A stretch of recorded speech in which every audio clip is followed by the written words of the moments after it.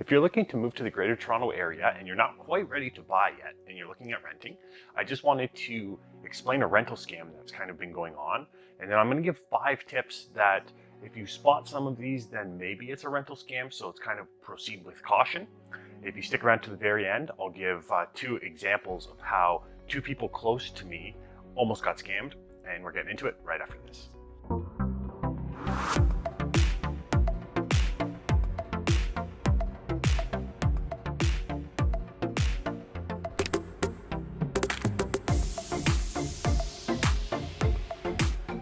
Hey, what's going on? It's Brad Gates and I'm a local realtor here in the Greater Toronto Area.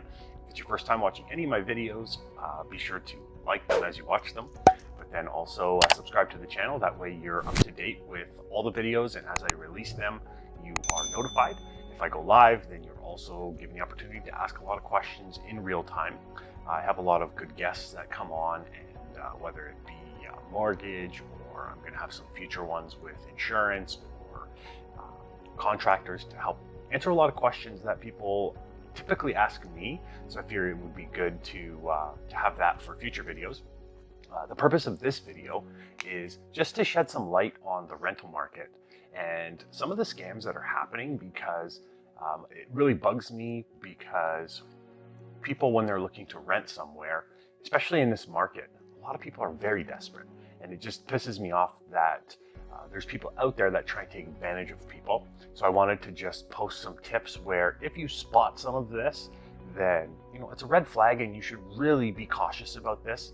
And the number 1 rule is, if it's too good to be true, it most likely is.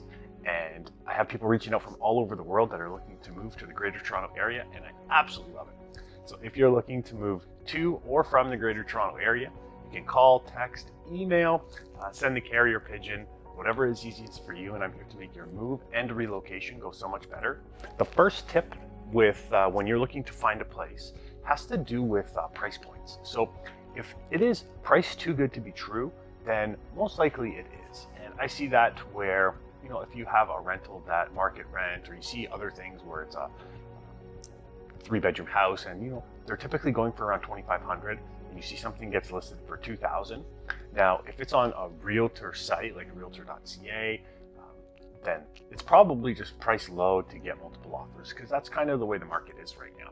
But if you're going on Kijiji, Facebook Marketplace, Craigslist, and you see something listed for $2,000, then that's the first red flag that it potentially could be a scam, and you're just going to want to proceed with caution on this. The second tip is if the landlord is asking for a lot of personal information up front. Now, if you're going again on a realtor.ca website and you reach out and a realtor sends you a rental application, they're going to have some personal information on there, and that's kind of fine, because what's happening is a lot of people reach out and people don't want to show properties to people who doesn't qualify for them. And so what they do is they try and filter out a lot of people that possibly don't have a high enough income, or their credit score isn't high enough. So the rental application in that sense is a standard practice. But when you're on Kijiji, Facebook Marketplace, Craigslist, and you have a landlord that sends you a form and they want it filled out, they're persistent on having the SIN number. And the SIN number is always optional unless you're applying for some loans through banks and stuff. So if they're asking for that, proceed with caution. Same thing with banking information. You can always say, we'll give upon successful application, or something like that, to protect you, but you don't want to just be floating all that information away up front, because that's where potential scammers could take advantage of your application and use a lot of your personal information. Our third tip is if you see the property listed for rent or sale elsewhere. So with that, it's not an automatic red flag. If you see it listed on 5 different sites and it's all the same price and it has the same contact information, that is perfectly fine. If you see it listed for sale and rent and it's the same contact person again, then that's perfectly fine. But if you see it listed with different people and one's a rental and one is for sale, and it's listed for sale by a realtor, you're going to want to call that realtor to make sure that the property is actually listed for rent as well.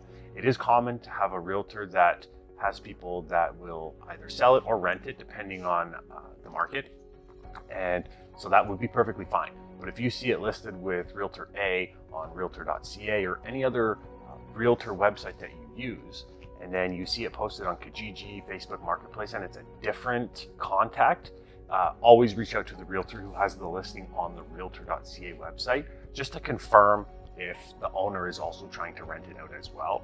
And that's a good way to safeguard to make sure that you are actually dealing with the owner and you're not just dealing with a scam.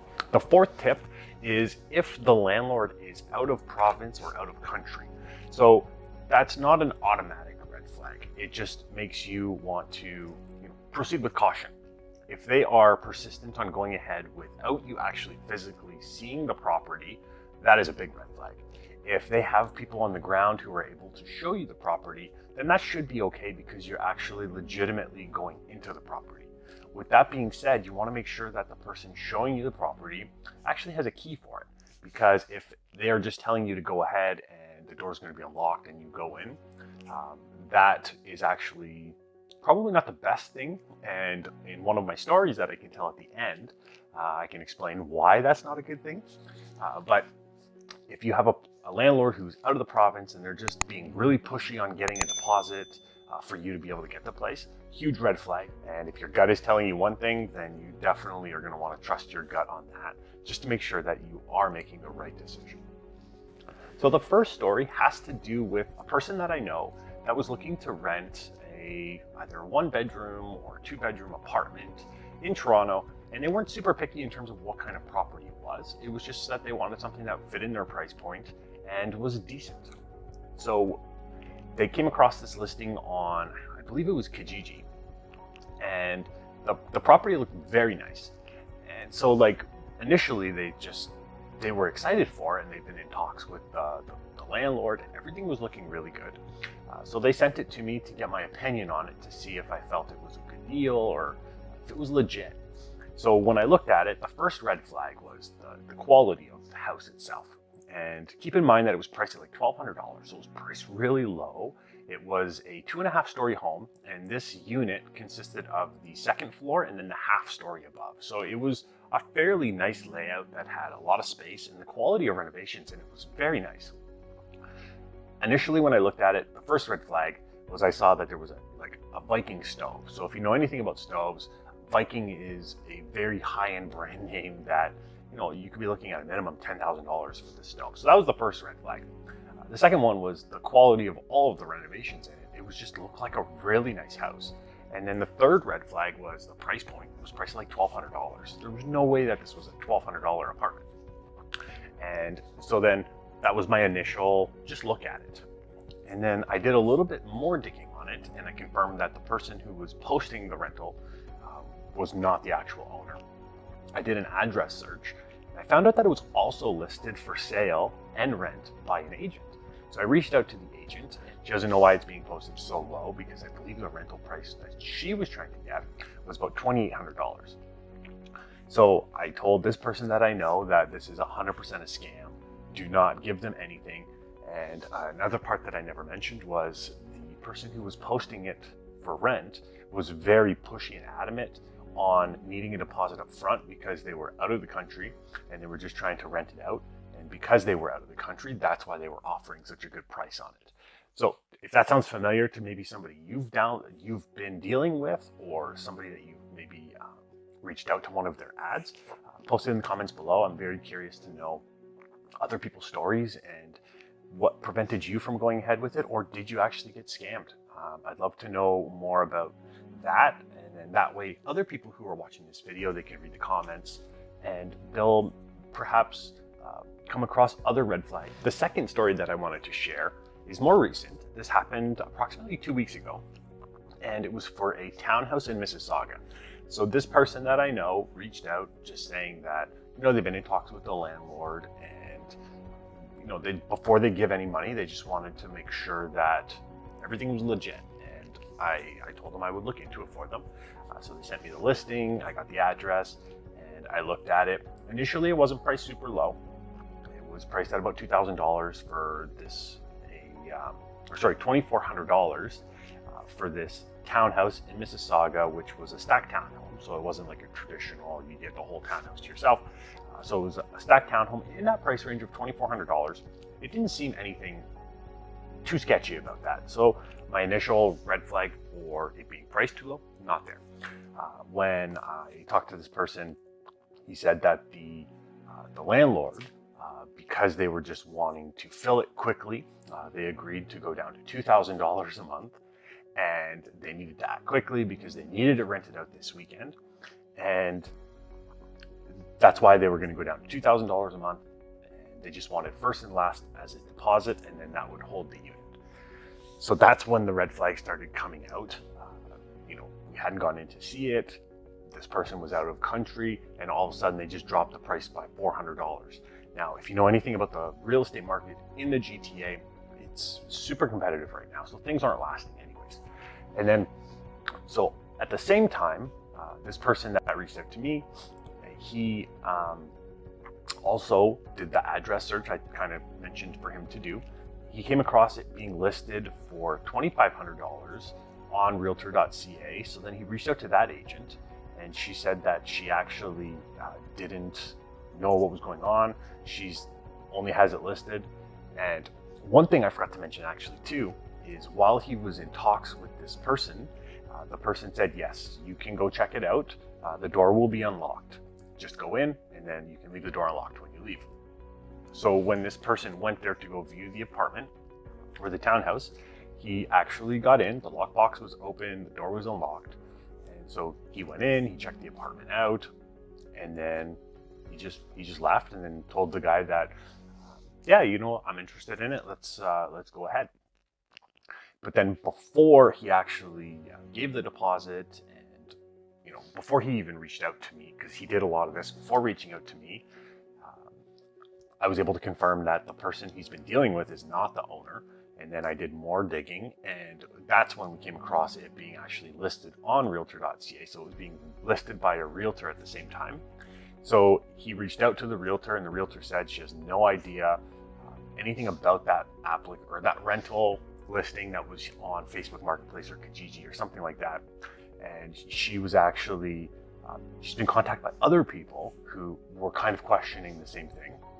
Now, luckily, this person I know, he didn't give any money, but the realtor did say to this person that I know that other people weren't so lucky, and there was 3 people that actually did give the deposits, and that there was an actual ongoing police investigation about this because she didn't know how this person was getting access to the lockbox, getting access to the townhouse in order to send people to go look at it. So it just goes to show that not everything can be so obvious to catch. So you just want to proceed with caution. And the best rule of thumb that I can give you is if you're not legitimately meeting somebody face to face and you're not seeing them use the key to unlock the door, then that should be your first red flag. And never give a deposit without meeting somebody, because if you do that, there's a good chance you could get scammed. And if people are going to do a virtual showing because you're not able to go there, or you're coming from a different country, then that should be okay, because there are a lot of people who have been moving here and they need a place as soon as they get here. So they've kind of had to rely on just trusting people. You should be okay with that, but you still want to match all of your values, and then you want to make sure that there's not a lot of red flags for you on that, because you just don't want to lose your money. And that's the main purpose of me doing this video, was just so that people are aware of some of the scams that are happening, and how just with me, I have 2 people who were looking to rent a place, and they both came across scammers. So it just goes to show how common this actually is. Thanks for watching the video. I hope that it actually provided you a lot of value. If it did, like the video. If you forgot, subscribe to the channel. If you've already subscribed, don't resubscribe because it will unsubscribe you. If you have questions or comments, please drop it in the comment section below. I'd love to hear what people think about that. And if you've had any close encounters, I have people reaching out from all over the world that are looking to move here, and I absolutely love it. So if you're looking to move to or from the Greater Toronto Area, be sure to call, text, email. You can send a carrier pigeon, whatever is easiest for you, and I'm here to make your whole move and relocation go so much easier. Check out the channel and see other videos that I've posted, and it will give you an opportunity of what it's like to actually live here. Thanks for watching, and until next time.